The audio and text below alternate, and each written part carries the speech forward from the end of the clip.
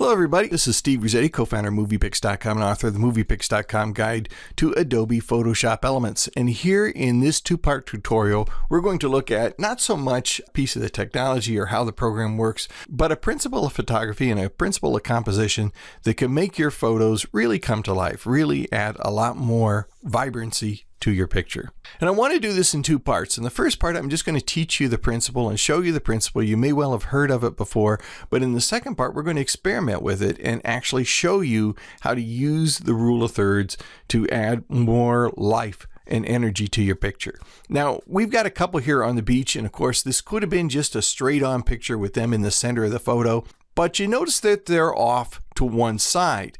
And in fact, they are off to about 1/3 of the picture, or 1/3 of the picture is kind of centered on them, and then 2/3 of the picture shows the background.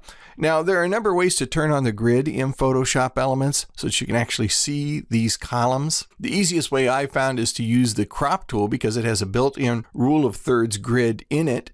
And before you use the crop tool, I highly recommend that you go to the preferences for the program, which on a PC are under the edit menu.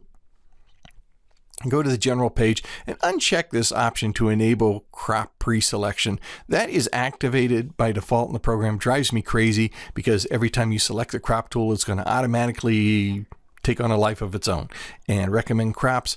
Turn this off and it works much more like a professional crop tool. All right, that said, I'm going to just take the crop tool here and I'm going to just drag across the photo. Not actually going to crop it, but you notice you get these little columns here that represent on this grid the rule of thirds. Now, they've done research and actually show that your eye actually looks at images in thirds like this. It actually looks vertically and horizontally at a third positions rather than directly toward the center of a picture. And you can use the center focus as kind of a stylish look, but if you want to add interest to your picture and if you want to add context to your picture, using the rule of thirds will make for a much more vibrant picture. And you notice at this column going down this line of the grid, we kind of focus on this guy's nose and eyes. The cross goes right through his eyes here, and then the woman is also in the left half and even part of the left third of the photo, with most of the photo here showing the background. Look how much more interesting that photo is than if it were a straight-on centered picture.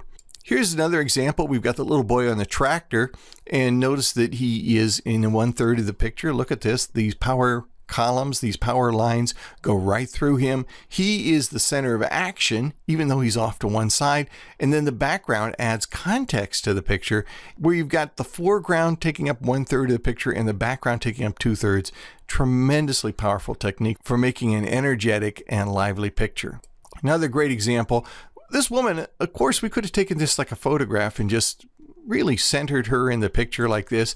That's kind of a boring picture. It'd be nice if you're going to keep it in your wallet, but a not very interesting photograph. Control Z to undo that.